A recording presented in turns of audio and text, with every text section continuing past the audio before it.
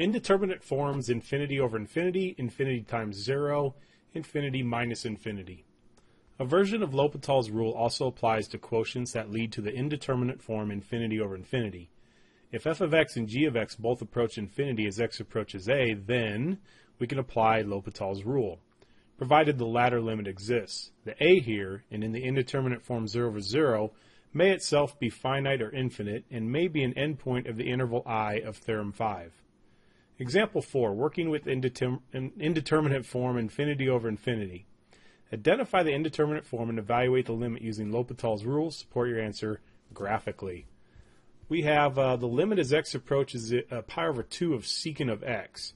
Now the graph of secant is the reciprocal of cosine, and right here is pi over 2, and cosine is 0, so secant will be shooting up to infinity because we'll have that vertical asymptote here.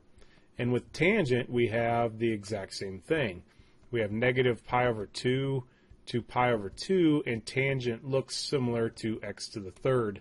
And there's the vertical asymptote, and tangent is shooting off to infinity as well. So we have infinity over infinity. To solve this, we can use L'Hopital's rule, which is the limit as x approaches pi over 2 of secant x tangent of x. That's the derivative of secant over. The derivative of 1 is 0, and then the derivative of tangent is secant squared x.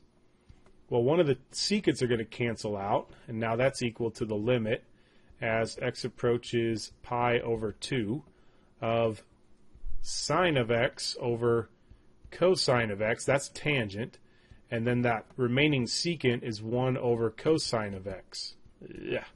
Now if we multiply the top and bottom by cosine of x, those cancel out, and we're left with the limit as x approaches pi over 2 of sine of x, which is 1. Working with indeterminate form infinity over infinity, identify the indeterminate form and evaluate the limit using L'Hopital's rule. Support your answer graphically. When we plug infinity into natural log, that's shooting off to infinity. The graph of natural log looks like that. Now it increases very slowly, but this does shoot off to infinity. And the square root of x is very similar. It crosses at 0, 0, 1, 1, and then it shoots off to infinity. So this is actually infinity over infinity. That's an indeterminate form, and we can use L'Hopital's rule. We have the limit as x approaches infinity of 1 over x, and then the derivative of the square root of x, we have 1 over the square root of x. The 2's are going to cancel out. Now we can multiply by x squared root of 2 on the top and the bottom. And we get the limit as x approaches infinity of, let's see, we have the square root of 2 over x, which is the square root of 2 over x, actually over infinity, which is 0. Example 6, working with infinity times 0. When we plug infinity into x, we get the infinity part.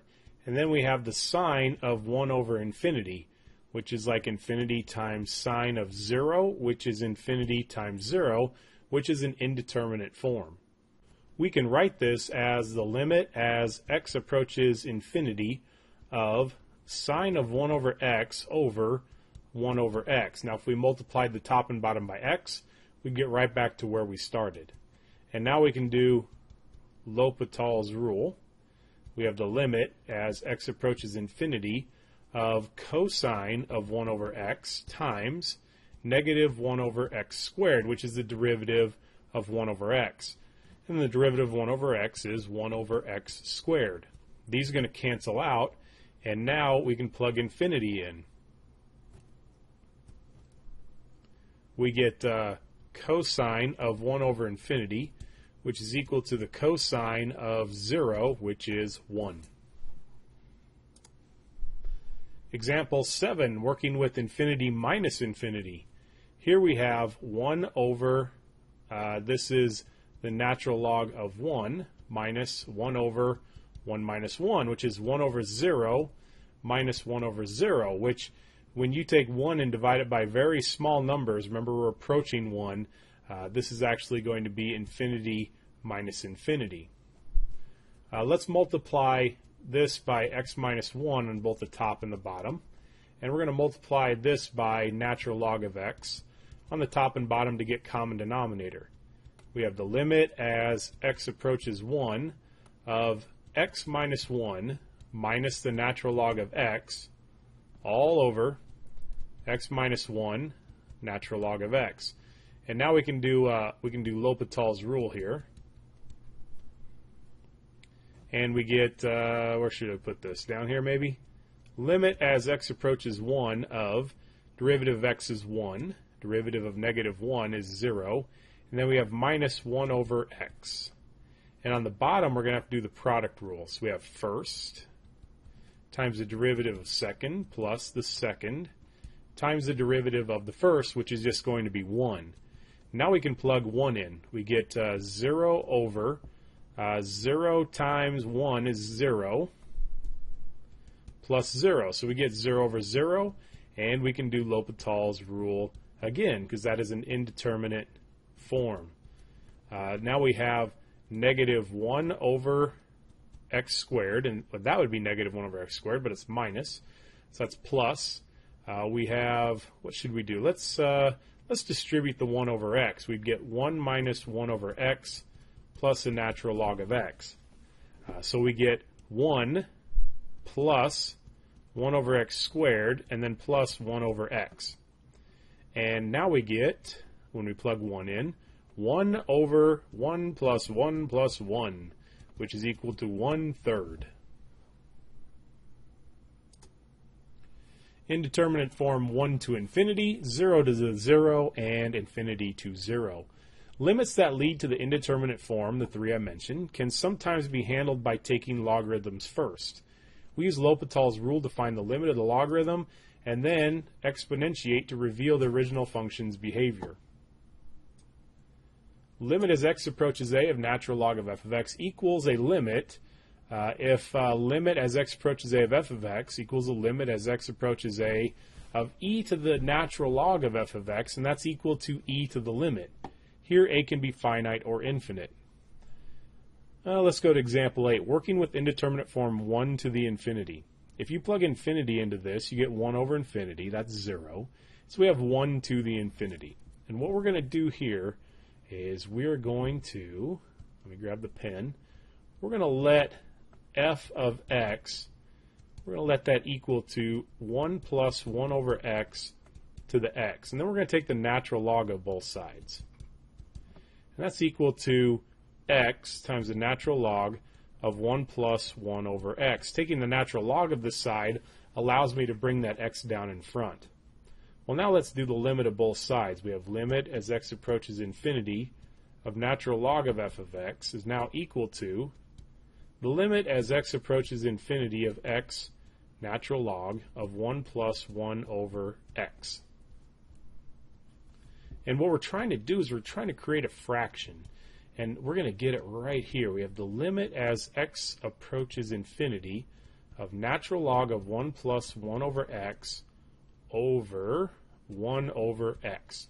And we've created that fraction in order to do L'Hopital's rule. So we do L'Hopital's rule. We have limit as x approaches infinity of, we have 1 over, this is going to be a mess, 1 plus 1 over x, and then times negative 1 over x squared. That's the chain rule, and we have the derivative of 1 over x.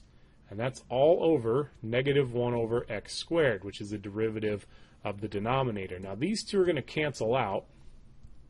We have the limit as x approaches infinity of 1 over 1 plus 1 over x. When we plug infinity in, we get 1 over 1 plus 1 over infinity, which is equal to 1, because that's going to be 1 plus 0. Now 1 is not really the answer. We have the natural log of f of x is equal to 1. See, we found this limit right here. And so now we have f of x is equal to e to the first. So our answer is e to the first.